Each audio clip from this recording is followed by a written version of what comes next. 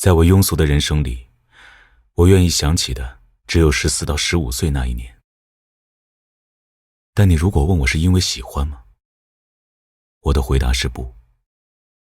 同时我也肯定地知道，我不讨厌。事实上，我找不到一个精准的词去形容或总结，它对我来说到底意味着什么。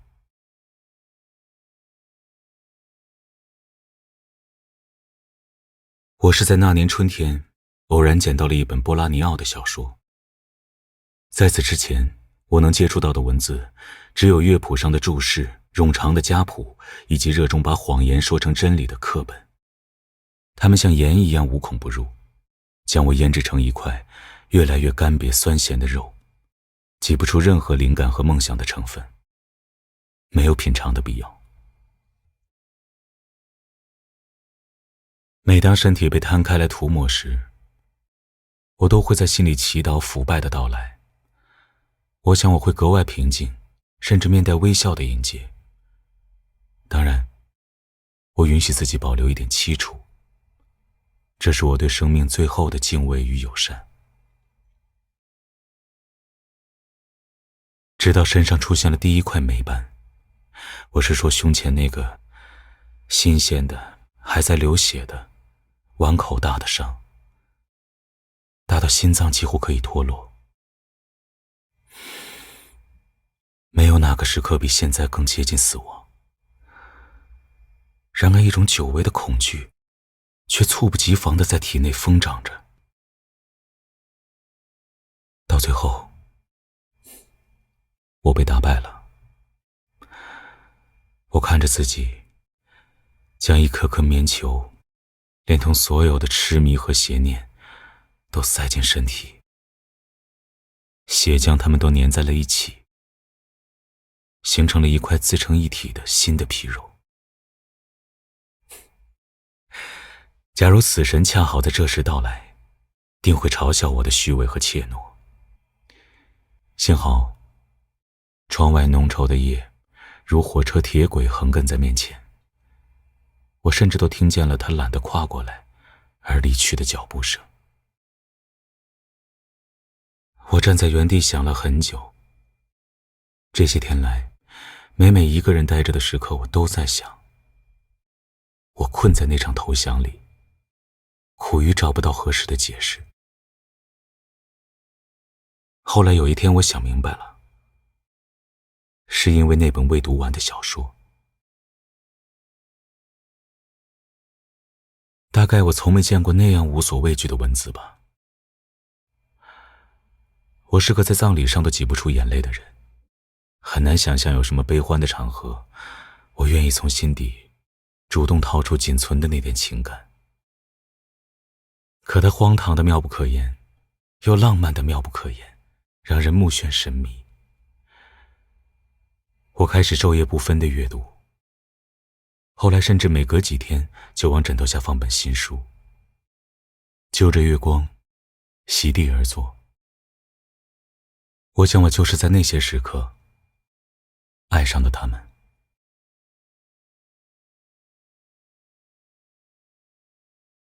当下一次试炼即将到来的时候，我读奥雷维不堪忍受虐待，逃出寄养的棺材铺，从乡野小镇独自徒步前往伦敦。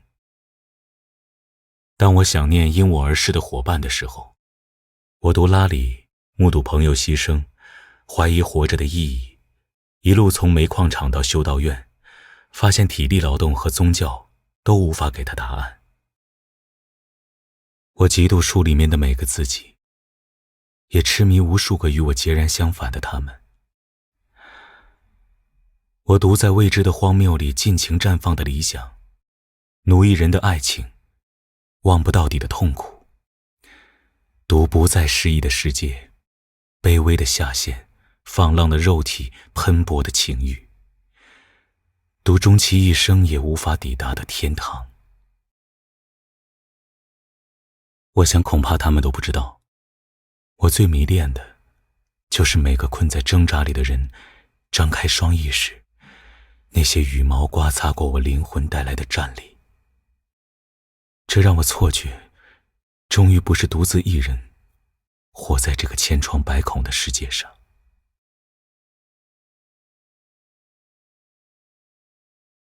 这个夜晚，摊开的书停在托马斯和特蕾莎灵肉合一的地方。清晨就要来了，我知道我该睡了，可我却久久没能如愿。闭上眼，我甚至能清晰听见身体里漾起陌生的潮水的声音，接连的浪几乎要把灵魂都冲出去。在那个毫无戒备、仅剩不多的夜里，我第一次有了探寻的冲动。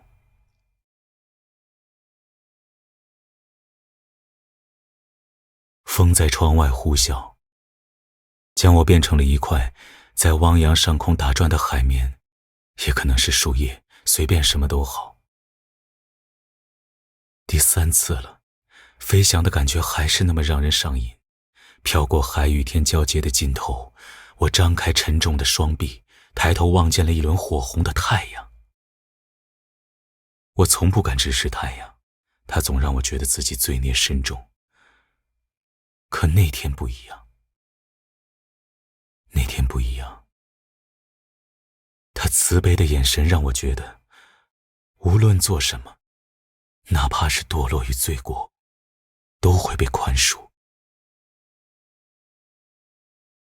我想起了儿时不舍离去的温软怀抱，心跳得飞快，全身上下都绷得紧紧的，一股热流沿着脊背往上窜，又顺着身体低下。刹那间，我的大脑空了，这种感觉既尴尬又陌生，身体里却胀满了原始直白的快乐。不知什么时候开始，早已销声匿迹的快乐。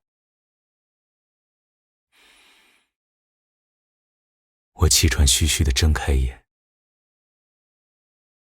天亮了。我接到了丽母亲逝世的讣告，葬礼的举办地在光启市。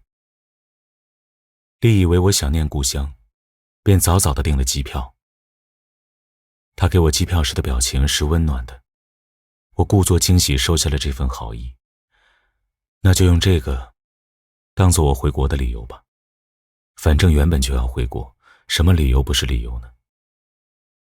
飞机飞行时间是12个小时。我在颠簸的气流里醒来，头顶昏暗的阅读灯让我错觉自己还是10多年前那个趴在舷窗上，用一脸冷漠来融入人群，立志不再回头的少年。空姐送来咖啡，流利的英文似乎把我错认成了外乡人。我微笑着跟她说谢谢，却想不起来自己是怎么一路变成今天这样。窗外艳阳高照，想来应该是个好天气。下飞机的时候，意外飘起了小雨。丽将我接去了安排远亲入住的酒店。直到离目的地还有一个红绿灯，她才后知后觉，不好意思地看着我，说忘了我也是本地人。我笑着摇头，告诉她，其实我自己差点也忘了。丽的母亲是在她生日的前一天过世的。她曾经痛苦地问我，为什么不偏不倚是自己生日的前一天。我对她说，因为这不会愧疚。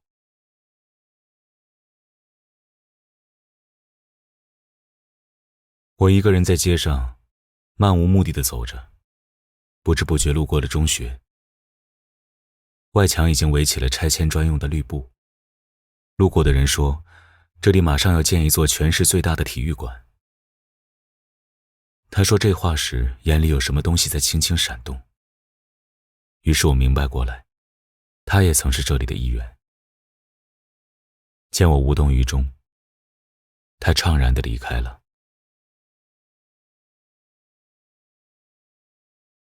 人对青春是该有怀念与遗憾的。绞尽脑汁也想不起关于那几年的回忆。我的样子，教室的样子，周遭的样子，通通都遗落了。既然想不起，那就习惯吧。我已经学会了不去强求任何事物，哪怕记得，错过的依然在错过，该犯蠢的地方还要犯蠢，什么都不能改变。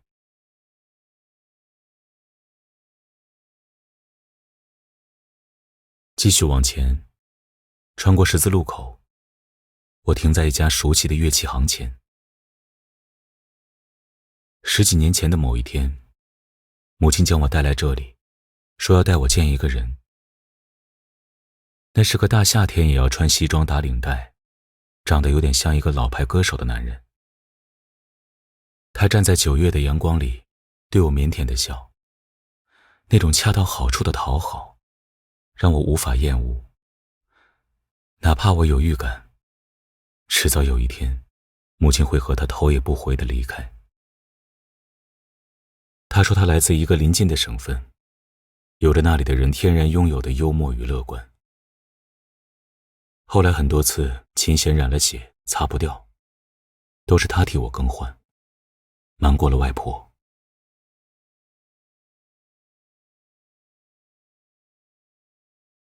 此刻，看着玻璃门上落满灰尘的转租字样，我突然有些好奇。在母亲死后我也远走的这些年里，她是什么时候离开的？是终于下定决心去追寻耽搁已久的理想了吗？忽然的，我想起曾经问过她，为什么不去剧团？她有那么卓绝的技艺，不应该囿于此。